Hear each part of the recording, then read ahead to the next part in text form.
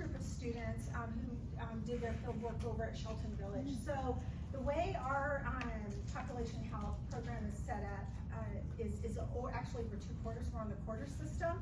So the first 10 weeks of the quarter, which was last quarter, winter quarter, they spent the majority of their time just really delving into the data. They did their windshield survey, they did a community assessment, they really looked at the data, they went out into the community and talked to everybody. Once they collected all their data, they came up with a project. They worked very closely with their community agencies. We hook up all of our students with a community agency, again, that they work over 2 quarters. So our quarters are about 10 weeks, so over 20 weeks they work with the same community agency. And then they collaboratively develop a logic model. And then this quarter, we just got off of spring break. Monday was our first day back. And so they worked feverishly this week putting their presentation together and practiced. And this quarter they get to see the fruition of all of their work that they did last quarter, because it was pretty intense. And so this quarter they actually get to implement and then evaluate their projects. So our first group is Shelton Veterans Village, and I'm going to let them introduce themselves. Okay, hello everybody. My name is Martha. Patricia. Ray. David.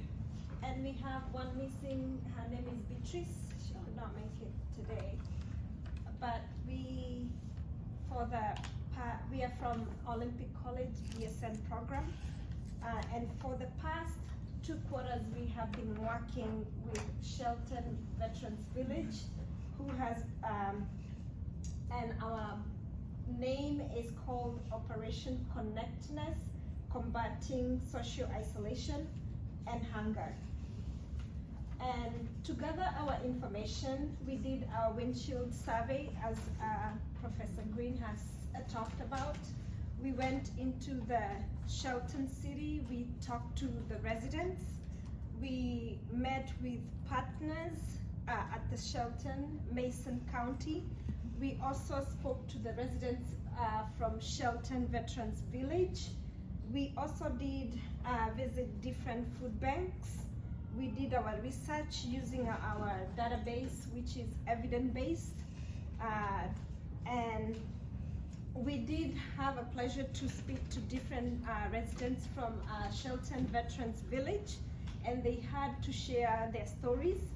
And one that captured our attention was this lady who served in the military, and she moved back to the Washington, but she could not have a place to stay. So she lived in the mountains for 7 years, and she did not have anybody close by, somebody to turn to. She did have that social isolation. That's why we came up with our project, which is focusing mostly on food insecurity, as we have seen in the whole country actually is going through food insecurity. And also as a veteran and as somebody who has been unhoused, the social isolation they go through. That was a touching story also. So Shelton Veterans Village is under New Horizon Communities, and their mission, as we can see, it's provide supportive housing to the people who have experienced homelessness, which we do not like using the homelessness, unhoused people. They create tiny homes, and they create a community for people, and they promote personal growth and promote access to care and services to residents on whatever they need. And their purpose, if you can go ahead and read that one, and their vision. There you will see buildings, the tiny homes. We have a picture of it. Yeah. So it does house 27 residents who have been previously unhoused, and also they provide those subsidized housing, which is provided by Mason County. And our critical agenda was to focus on social isolation and food insecurity, as I have said. Thank you, Martha. So I want to walk through some of the data that we ran into. So a lot of this data, if you look on here, the first column is all from our interviews from the residents and with the social workers. Everything else is all research, literature. I mean, that's what we are, but it was kind of boring and long. I fully admit that. I apologize, Professor Green. But I want to say that if you look at our community at Shelton Veterans, the biggest thing that we noticed was also the prevalence of diabetes. It's almost 10 times of Mason County. It is 10 times Washington State, or excuse me, 3 times Mason County, Washington State, and the United States. And that's huge. Other things that we ran into is that the SNAP utilization. So of course, these are unhoused or once unhoused veterans, and they may not have jobs, they may have limited income. So therefore, a lot of them are on SNAP utilization, which, as you can tell, is much higher than the county, the state, and the US. So everything else it points to what we were talking about. We identified that there was an issue with food insecurity and social isolation. Because as we all know, through isolation, we may not have good food insecurity. So everything is kind of a revolving door, circular, and in its nature. The other thing that we noticed is that the quality of life of our veterans, they had a significantly higher prevalence of feeling that they've had more than 14 days in a 30 or 1 month 1 month period. And that's a lot, right? Like if we think about when we do our mental health screenings, where we ask, oh, how many days have you been depressed in the last 30 days, 6 months, year? And a lot of us are like, oh, 5 days in the last year, felt a little down, my dog passed away, my sister broke her arm. Those are all normal things. But when we look at things like isolation and unhoused, that increases 10 times fold. Next slide. The other thing that we wanted to mention, because everything that we do for these population was because of their veterans, right? So we wanted to make note of the data, the differences between the data of the veterans, non-veterans, and the unhoused.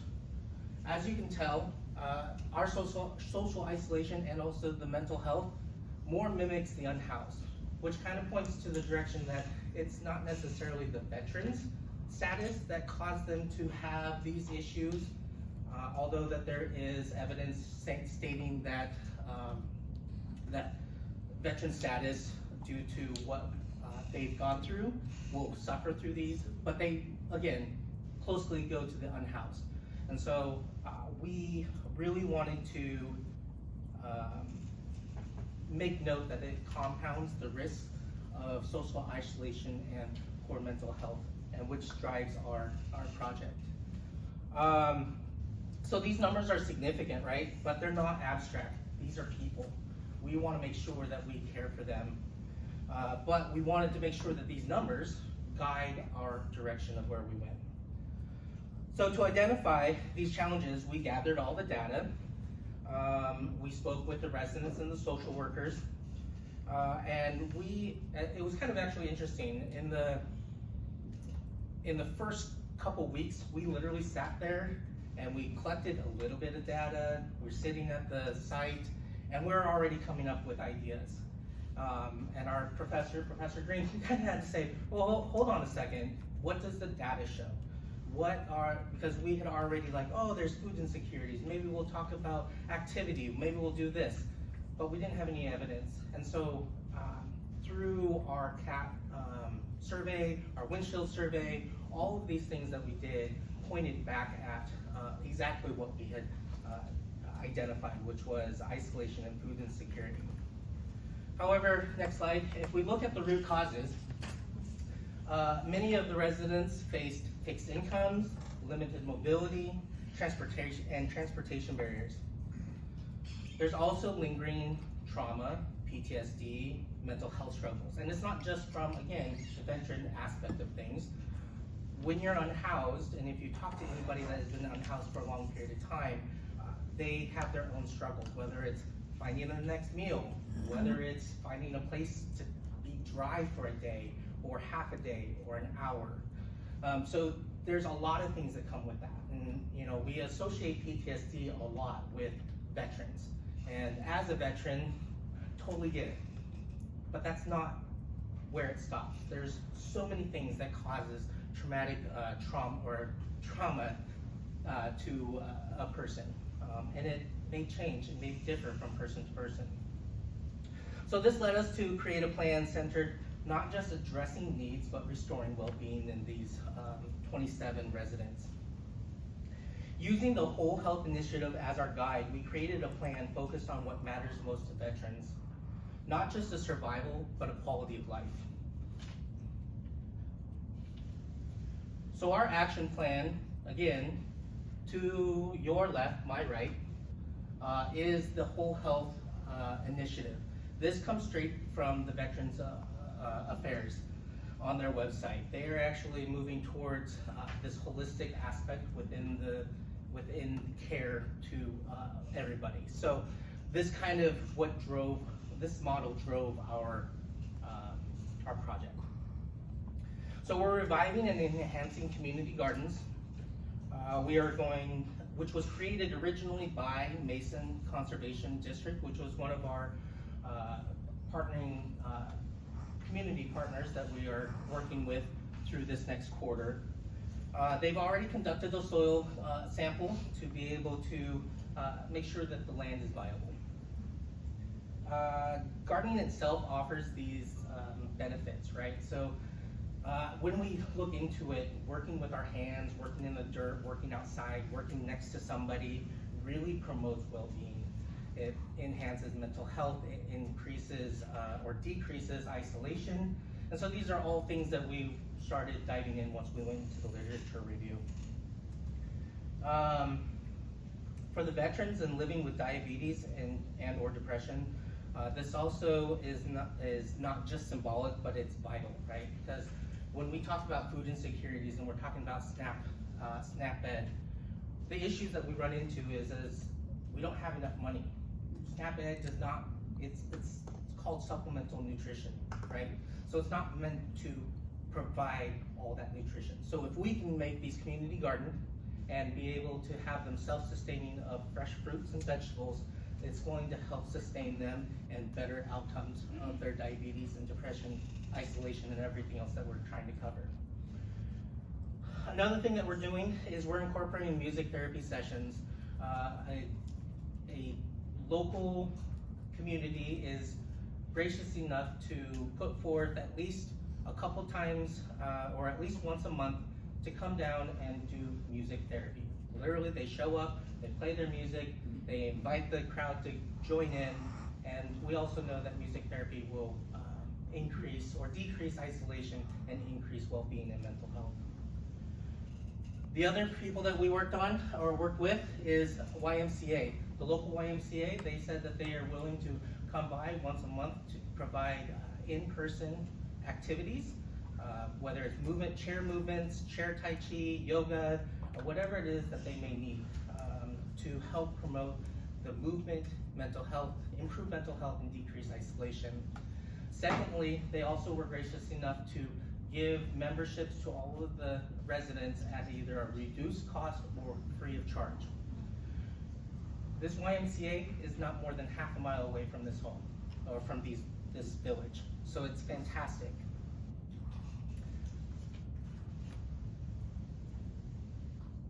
Also with nutrition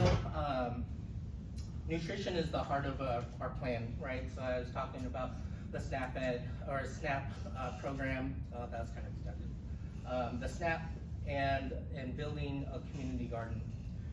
We've worked with also WSU Extensions, and they're willing to provide SNAP education, which is a program where you can stretch your dollars, your SNAP benefits. And also they will provide education on how to cook within those means, so they can stretch their resources a little bit farther.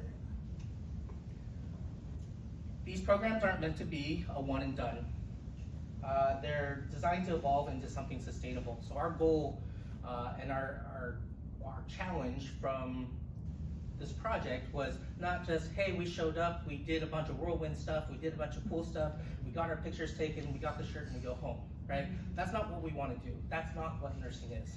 So we're trying to work on a sustainable program so that they have monthly calendars, community partners that when we leave, they just pick up right where we left off.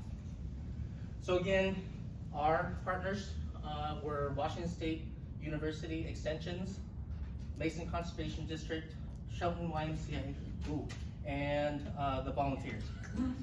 Great, we're gonna just wing this. All right. But thank goodness I'm towards the end of my section. I want to hand this off to Ray. He is going to talk about more of the garden and everything else that comes with this project. Thank you, David. So these next few slides will just give you a brief overview of the current status of the garden as it stands. This is about a couple months ago.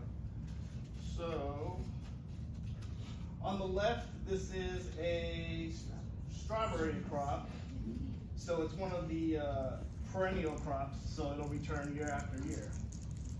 So it's offering both sustainability and fresh produce for the duration of the time.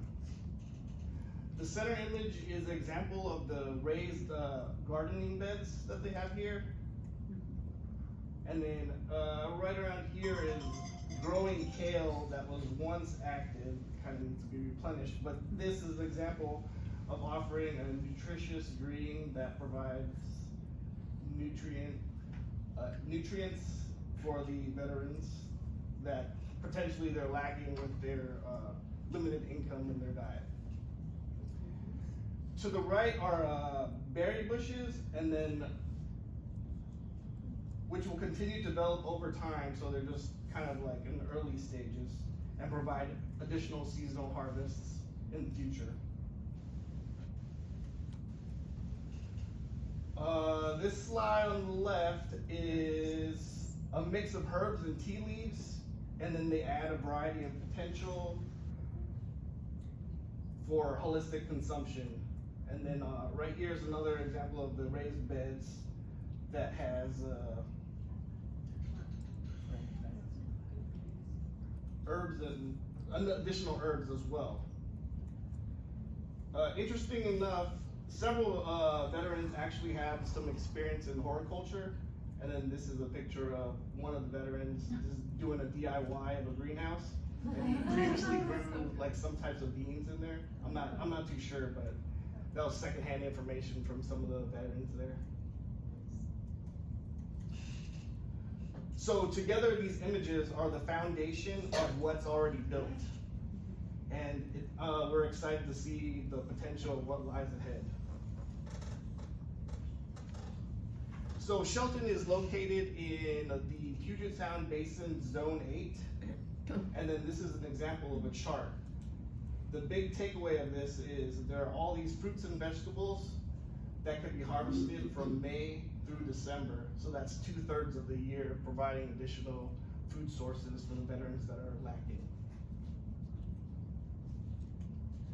This is a project timeline. So we started in January, and as of now, we have secured the monthly music therapy sessions from once a month from April through December. And it was generously provided by the volunteers of the local symphony. The remaining components of our initiative will be implemented as we continue to coordinate with the other community partners throughout the rest of the quarter.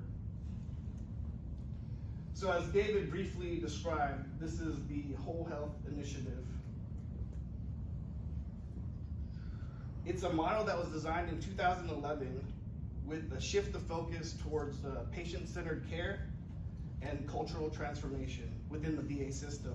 As a Veterans Health Administration employee myself, I've noticed this change implemented into assessments as of, I believe it's like 2023, and it was prompting clinical reminders to providers and clinicians asking what matters most to you as a patient. and then the focus is shifting from what it used to be, what's wrong. Our project aligns with this model by encouraging veterans to take an active role in self-care and overall well-being. So it involves a holistic approach, and as you can see, me, so the veteran, and this is his self-care. So we're providing food, recharge with some activities, establishing relationships, and then connecting, and then we're providing the relaxing and healing with like the Tai Chi, and their overall surrounding and physical and emotional aspects of their health will be changed by all the activities we're providing. And then in addition with the prevention, like their primary care provider and their community, that is the whole health as a approach from the VA standpoint. So to ensure long-term success and continued impact, we built a sustainable plan that puts veterans in the center of the process. First, we'll implement the rotating events calendar, offering monthly and social educational activities to keep residents engaged and connected. We're also forming a garden committee empowering residents to lead their own community, which promotes both nutrients and a sense of ownership that they can have for themselves. Grant funding will support our efforts, helping us maintain supplies, host workshops, and expand our outreach. All of this directly targets key social determinants of health, specifically isolation and food insecurity. By building community connection, improving access to healthy food, and promoting wellness practices, we're supporting long-term health and empowering those who have served with the tools sustainable for well-being. Thank you, and this concludes our presentation of operational connectedness, combating social isolation and hunger. Are there any questions? These are our references. Yes, ma'am. So if this is an ongoing project, I'm assuming there's gonna be like an evaluation period. How are you gonna measure the success of like combating that isolation? So one of our outcome goals is that we have set kind of milestones throughout the next 2.5 months.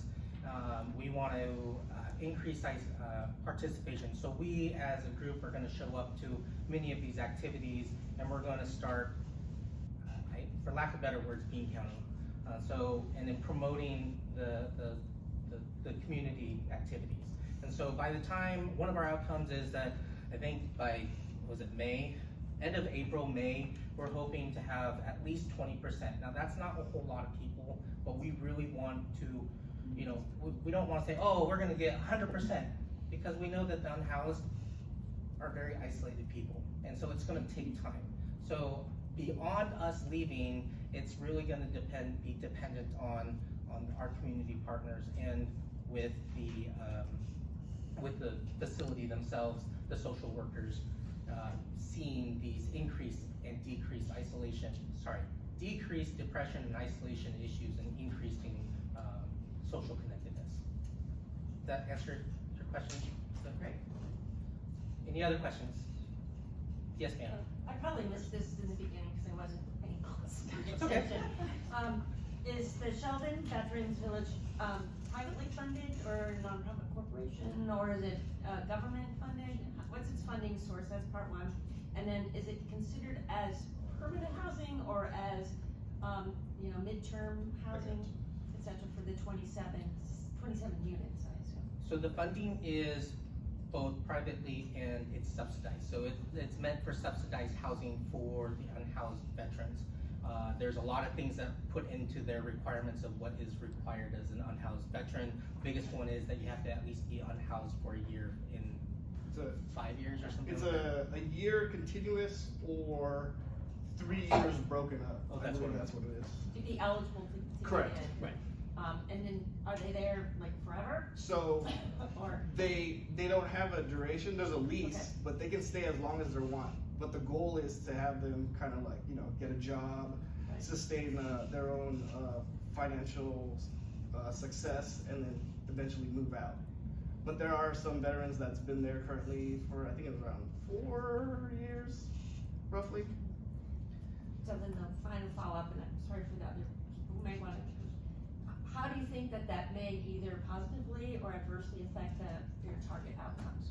Given that they're there for a long time, but still can go out, I mean, it gives you a longer period to work with people. So actually, some of these help the outcomes because they're like the leader of the village kind of type of thing. So most of the other veterans kind of turn to them and listen to what they got to say.